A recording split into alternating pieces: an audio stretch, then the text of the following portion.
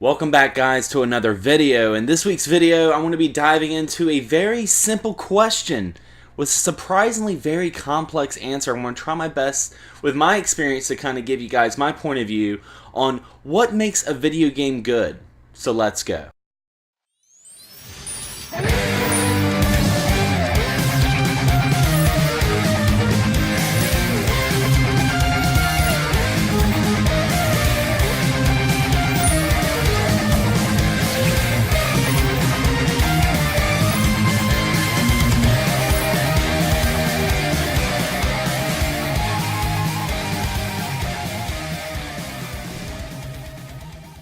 Now, there's no doubt if you guys are watching this video right now, you guys have been playing video games for a while, and it doesn't matter if you're a hardcore or casual gamer. You don't have to be a professional in journalism. You don't have to be a professional video game reviewer to know what makes a game fun. And that's one of the biggest essence in this whole video is what makes a video game good is the fun factor. But there are some things that kind of play into it. I'm going to talk about 5 different segments and kind of dive into it and tell you guys my point of view as a gamer that's been gaming for a very long time, what makes me enjoy video games, and I mean, most of all, what makes me go back and play them. I mean, some of these games I've had for over 20 years, but I can still pick it up and play it and have that same feeling I had, you know, when I was a little kid. One of the first things I want to talk about, and it's kind of a touchy subject to some gamers, and that is graphics. You know, I remember there was a time when you had to use your imagination with video games. So, you know, you play a text-based game like Ultima on early computers, or they really used a lot of that choose-your-own-adventure type of feel to it, or maybe some of the older RPGs that you actually had to have a cloth map, you know, going back to D&D and kind of map out where you were going to go, because the games didn't have the graphic capacity that we have now with, you know, systems like the Xbox One or PS4. And of course there's some games out now that ultimately help you escape reality. And that's really some of the essence. You know, when you pop in a video game, you can kind of forget about your full-time job. You can forget about schoolwork. You can forget about a nasty breakup or family issues and go into this fantasy world, rather it be racing a car down the street or, you know, slaying dragons, what have you. That really help make a video game fun. A great example would be Final Fantasy XIV for me. It was my first MMO I ever played. And I remember playing it with a good friend of mine, and she helped me share that experience. Her and I would just travel. We would just go in this, you know, world, and we would just stop and just look at the atmosphere. And I remember playing that game and just being like, this is what made me a gamer. This is what made me love video games, was that escape from reality. And, you know, there's some essence that not the best graphics really make the best game. I mean, I believe graphics is an art style as well. I mean, take games like Limbo. This game is so fun, and the graphic style is so unique, using shadows and different light complexes to make like this atmospheric world that was kind of creepy, but at the same time, it was very different. I really enjoyed Limbo, and even games like Ni no Kuni. I'm a huge fan of the Studio Ghibli series, and when I was playing this game, I felt like I was in the Studio Ghibli world, living my own adventure, and it was so amazing. I absolutely loved that game, and I wish I could still finish it. I haven't finished it yet, but it was the game that made me buy a PS3. When I heard this game, I was like, alright, I gotta buy a PS3. And, you know, we've had advancements in graphics, you know, with the new Call of Duties and, you know, Battlefield, The Last of Us, you know, it looks absolutely amazing. But it's nice that nostalgia and old schoolness that people like myself have grown up with have, you know, got into the gaming industry, and they still play an honor to the way games looked back then. I mean, you still have games that have hand-drawn sprites, like the BlazBlue series. I mean, you play that game, and it looks like you're playing an anime. And it's just amazing how much technology has advanced. You know, we have like the Oculus Rift and, you know, the Wiimote, you know, motion controls, the Kinect. But there's still, with every advancement, there's still that nostalgia that keeps things in line, that it's something for everyone.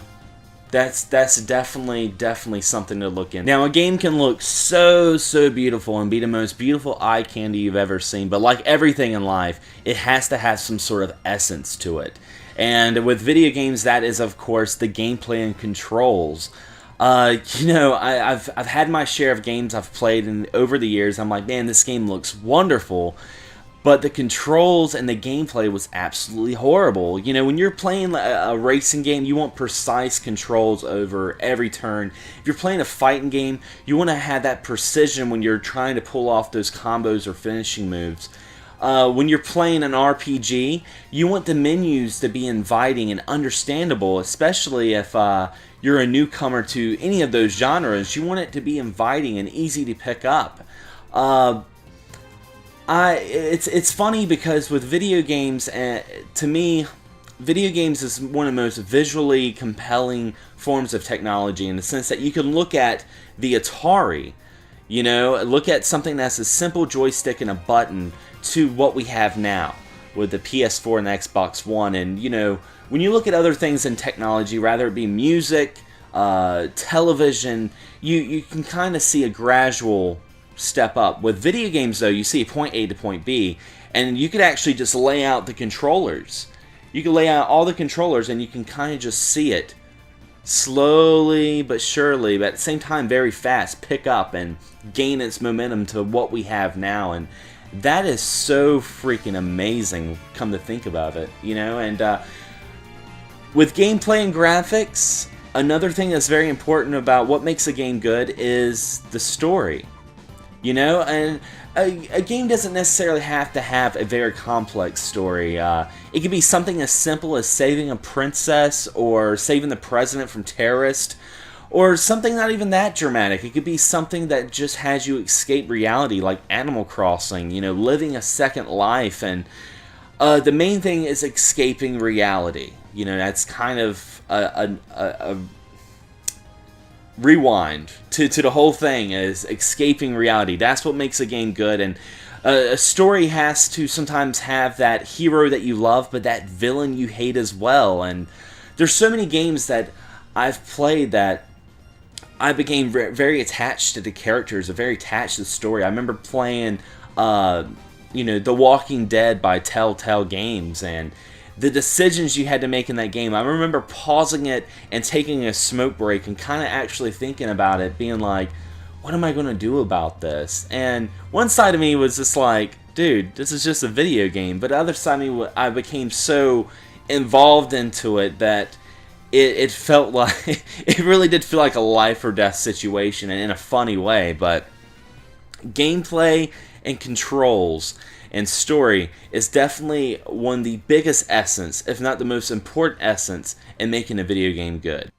Now, I covered the visual aspect, I've covered the involvement with controls and escaping reality with your mind, with the story. Another important thing about, to me personally, that makes a video game good is the soundtrack. And as a musician, I feel like music is the universal language of the world. You know, it doesn't matter if you speak English, Spanish, Japanese, German, it doesn't matter. Everyone loves music. And you could be playing a game that has a very disturbing scene, or a very happy scene, and they could be playing the music, and it kind of changes your emotion. I mean, think about like Final Fantasy VII. Spoiler alert if you never played Final Fantasy VII.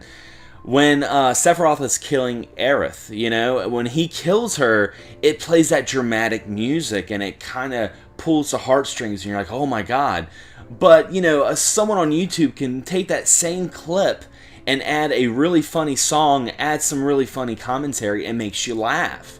And that's because of what music does to the human emotion. And I'm going to do a quick shout out on this channel as well. If you guys love video game music, check out my friend, a video game music professor. And what he does is he kind of dives into video game music and into the music theory that makes it what it is. And it's an excellent channel. If you're an aspiring musician like myself, this is definitely something that binds video games and music and makes it into a very enjoyable experience. So I highly recommend that. And, you know, I've said it plenty of times, I love video game music, and that to me is another very important thing that makes a video game good. So anyway, guys, that is my look at what makes a video game good. And this is where I want you guys to come in. I want you guys to leave a comment below. Tell me what makes a video game good for yourself. Rather it be the difficulty, the graphics, the sound, the controls. There's no wrong answer, because it's what you, as the gamer, enjoys. And that's what makes this hobby so enjoyable, is the fact that everyone has their own points of views, and rather it be a rant or a nostalgic story like my video game memories. You know, it's funny, I can go back and talk about a game I played 20 years ago and still get those feelings that I had back then, and it really shows how much of an impact something like video games are to someone. And to some it may be a pointless hobby, but it all depends on your opinion. It all depends on your prerogative, really. So anyway, guys, thanks for watching, thanks for subscribing, and as always, happy gaming.